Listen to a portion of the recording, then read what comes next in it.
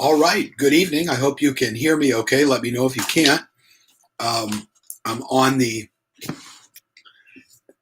actual webcam tonight and not on any other type of devices I have. In order to go live on YouTube, the way things are right now, I literally have to be on my computer. It will not allow me to go on any other devices or anything of that nature. So make sure you say hello. Let us know that you are here. Good evening, Cher. I have a couple of announcements, a couple of things in the queue, I should say, not announcements, but glad that you're with us.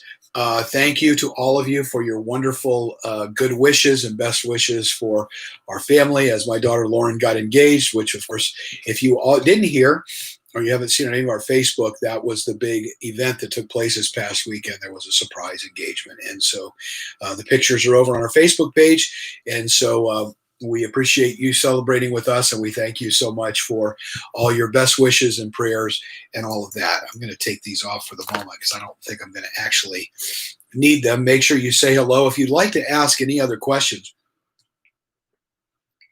put them in the queue. And oh, my eyes look weird. They look like they're kind of like a. Oh yeah, okay. Hold on a second.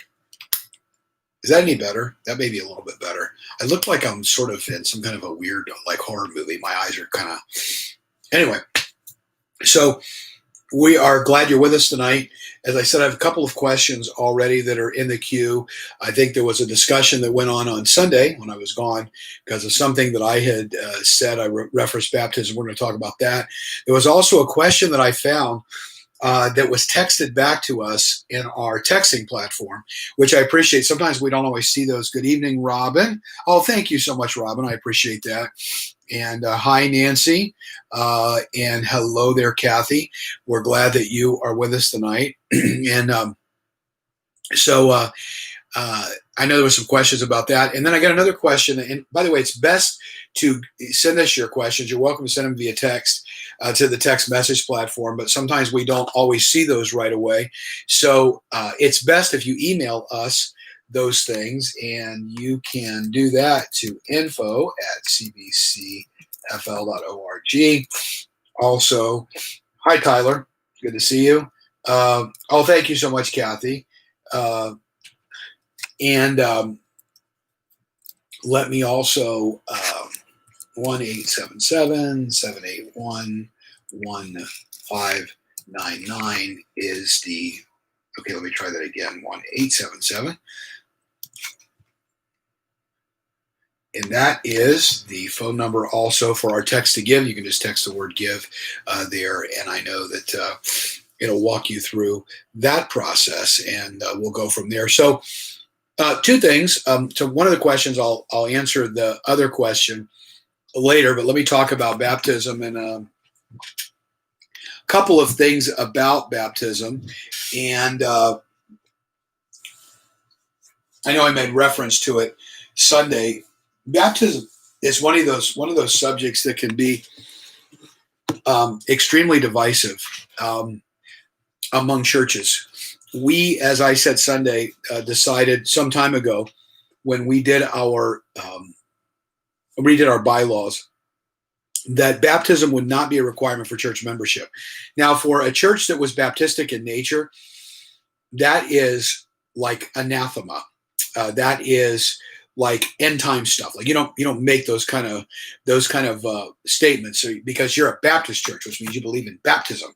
And I think that what we wanted people to understand is that sometimes people literally have to belong first, even before they start to believe.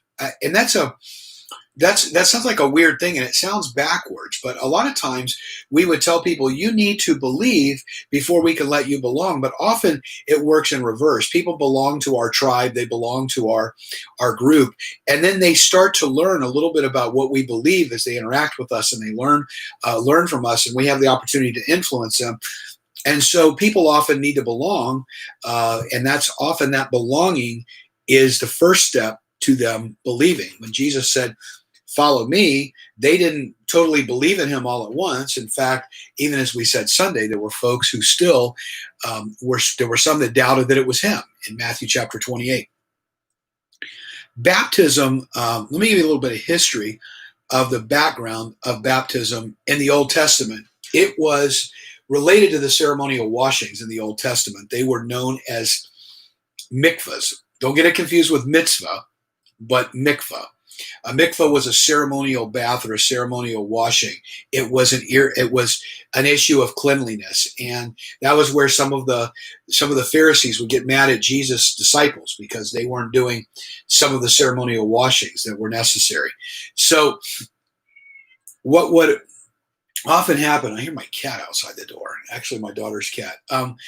What would happen is baptism was not just something that was Christian. That's why we refer to Christian baptism. As a matter of fact, the question that's I always like to ask people is, John, the baptizer, was baptizing out in the wilderness.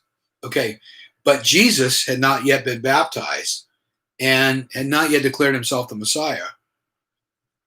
So why was John baptizing people? You ever thought about that?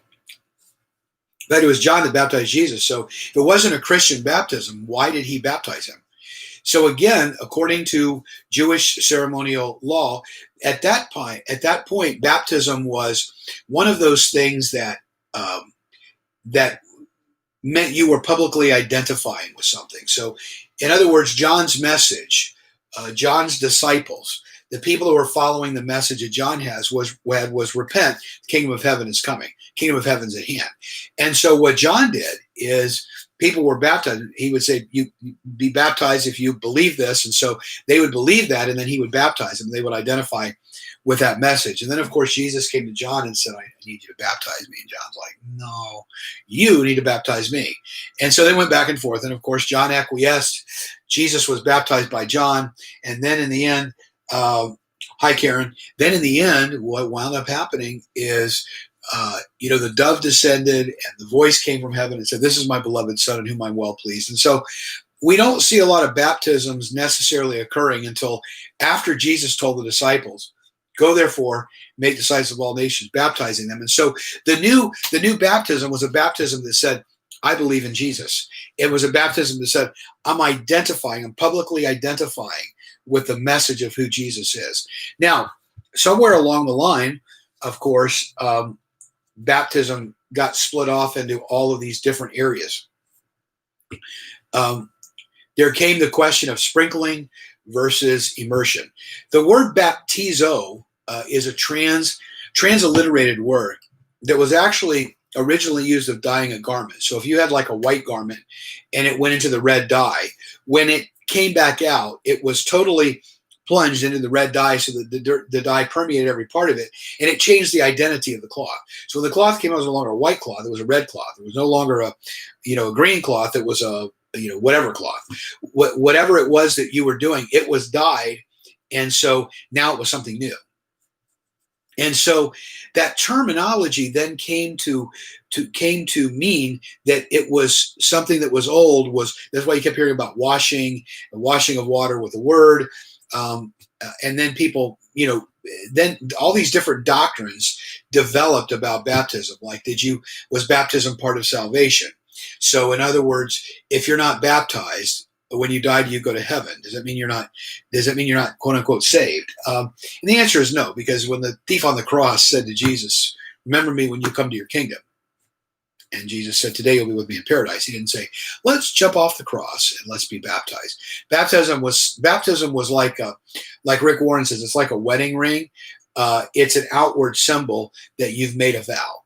And that's what baptism is. Now then, it became all kinds of different things. Was it sprinkling? Was it immersion? Was it done as a child? Was it done as an adult? So here's how we make that separation. I have done, I'm going to make a confession to you. I have done a few baptisms of children. But what the families understood them to be was baby dedications, because the idea in the scriptures was that somebody had to make the decision for themselves. So it was more of a confirmation that the parents were going to raise the child in, as we like to say, the nurture and admonition of the Lord, that they were going to be raised as Christian children.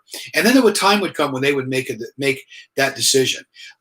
We practice immersion at our church, but we don't do it a lot. In fact, I'm very careful about it because it's such a more significant step in one's following of Jesus, and that's why we were going to have that baptism at the ocean, and we did not, because of COVID set in, and so we are going to reschedule that. So anybody that would like to be baptized can be baptized. Sometimes churches have some rather, to me,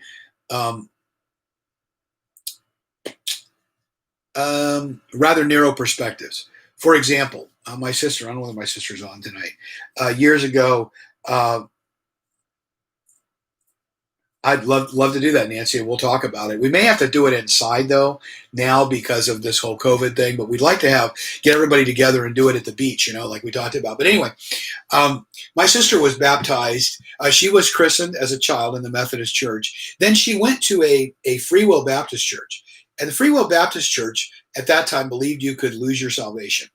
And I believe they baptized, I don't know if they baptized face forward 3 times or whatever. They dipped 3. I don't remember exactly what happened, but I specifically remember when my sister came over to the church that the rest of our family was going to, it was not a Free Will Baptist church. So they made her get rebaptized because it wasn't the same baptism as the other church, which I thought was a little, when I look at it now, I'm like, I'm not going to do that to somebody.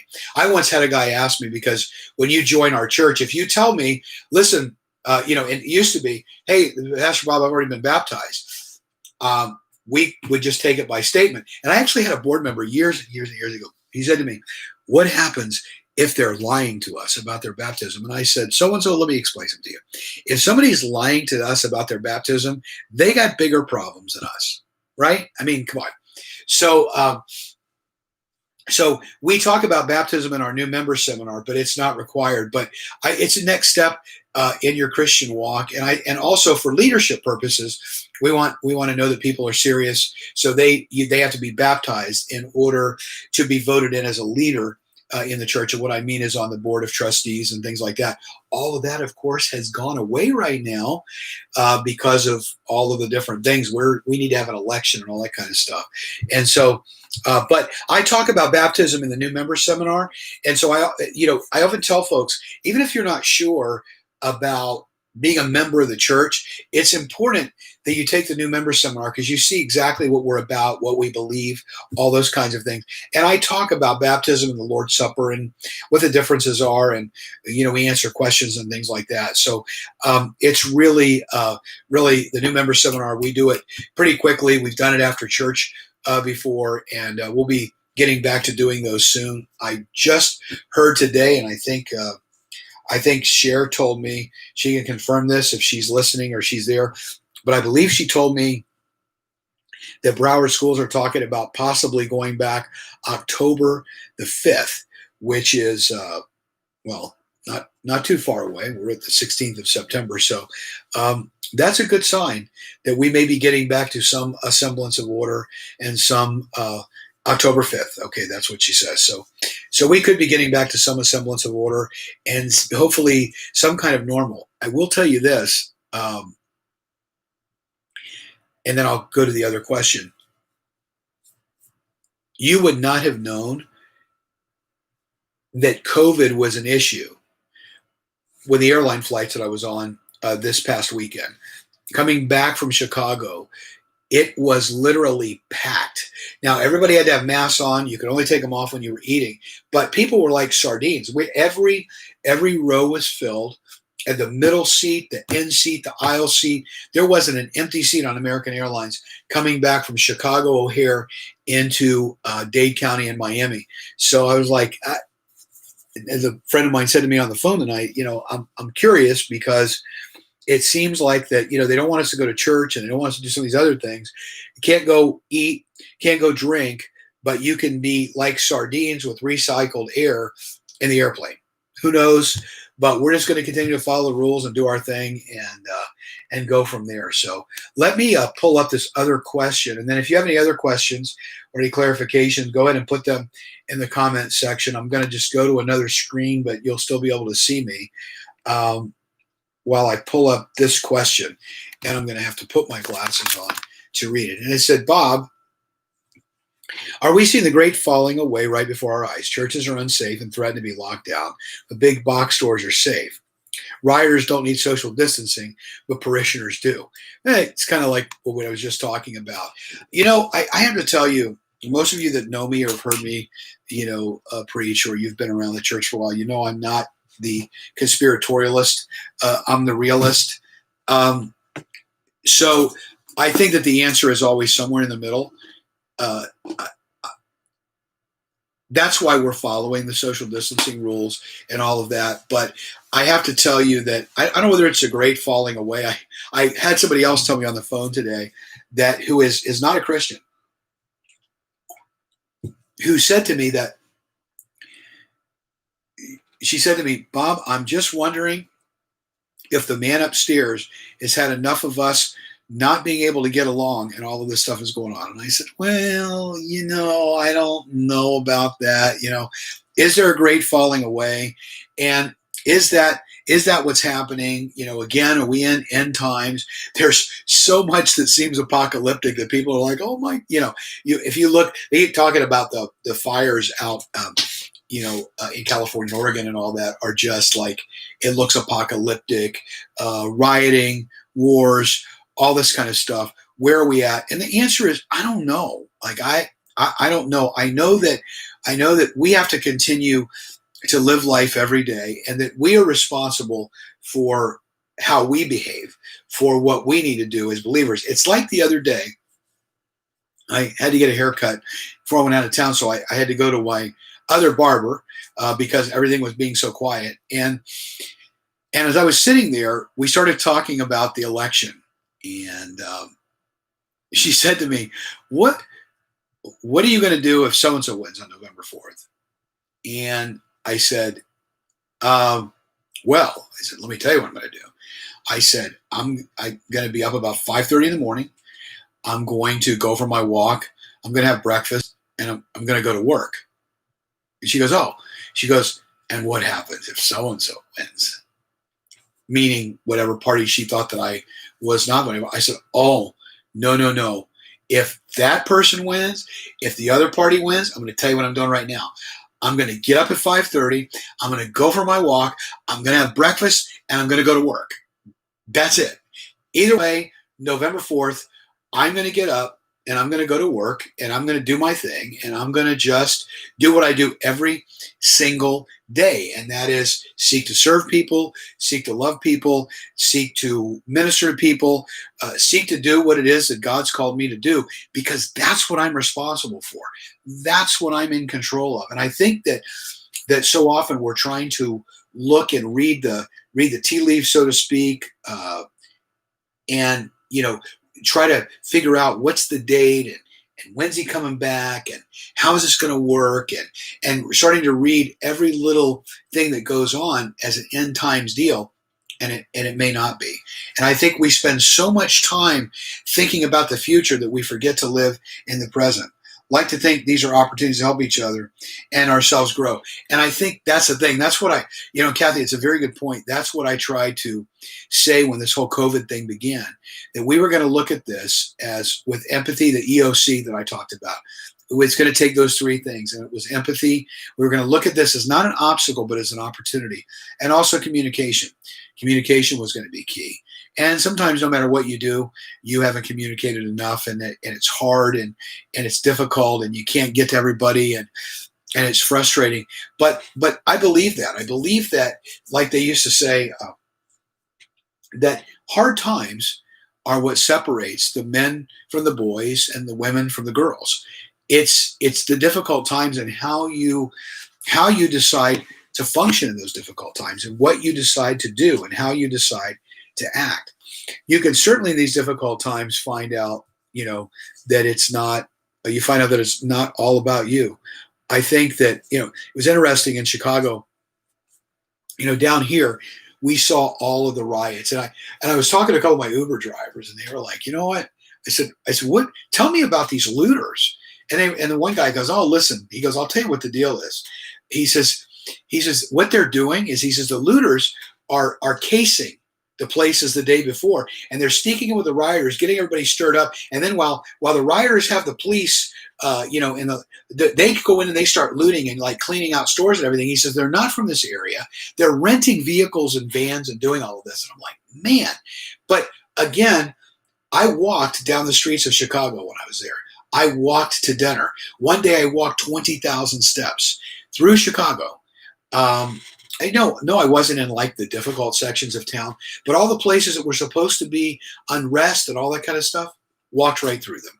So I think that a lot of times it's said to them, it's kind of like a hurricane. When they look at the hurricanes here in South Florida, people will call me that'll be somewhere else and they'll say, oh my gosh, your entire state's covered. No. The eye of the hurricane is only about 90 miles. So that's the part that's getting pummeled. Now, it doesn't mean you're not getting bad weather and all that kind of stuff, but it does mean that, you are, it's not as bad as the news media may be making it out to be. If people know history, they probably thought several times was the end time. There's been wars, drought, the Great Depression, rioting, and political fallout. We just now have social media. And that, Cher, you just hit the nail on the head, because I think now, and I've said this, just because everybody has a voice doesn't mean everybody should use it. Because we're not communicating anymore. We're just broadcasting. And and I love memes. I love sarcasm. I love all of that as much as the next person. But we don't realize there's a person behind that keyboard. It's very easy to type something snarky up, to say something. All you got to do is go on Twitter and see where people are at politically. If you voted for this person, you're a racist slimeball pig. And if you voted for this person, you're a socialist communist pinko. And it's like, how do you make those kind of judgments on people? But you don't even know them. Like, how do you do that either way? And yet that's where we're at. And so I think that you're right. There is people take to social media right away. And I have to tell you, I mentioned this the other day. I was very proud of my daughter, because when she was engaged, Pam and I were like, okay, when are we going to tell people? When are we going to tell people? When are we going to tell people? And Lauren looked at me and she says, Dad, I'm going to wait till we get home. And I was like, oh, okay, that's Monday. And she said, I'm going to wait till we get home, because I've seen people who get engaged and they get engaged, and for the next 7 hours, they're on their phones telling everybody about it. They're not spending any time together. And I want to relish and I want to enjoy this. I was like, wow, there's a lot of maturity for 22. And I think that's what we do. People take to social media. And what happens is we're missing it. There was, I remember when the kids were growing up, Robin Williams, I think it was called Hook, where Robin Williams played Peter Pan. And he had grown up, but he was at his son's, he was late for his son's play, and he was on his BlackBerry. So that's how far back this goes. He's on the BlackBerry, and he's trying to answer email, and he's getting phone calls. And his wife kept saying to him, Peter, you're missing it. Peter, you're missing it. Peter, you're missing it. And so many times we try to capture the picture, and we wind up missing the moment. And we forget to live life, because we're so trying to document everything for social media, to get likes, to get people to notice us. And it becomes very narcissistic.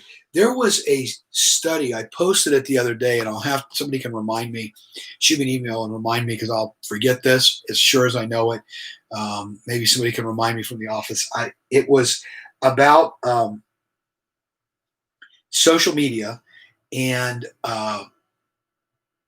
okay, hold on. Let me think about it. What it was about narcissism and selfies, and what selfies are really saying about us.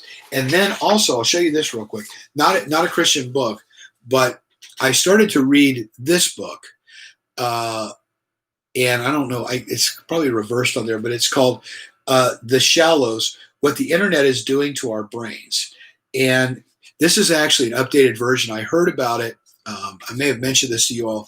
I heard about it from John Eldridge, And then when I was in the airport, I have this. I have this not on Audible yet, but I have it on Kindle, and then I bought it to read on the plane.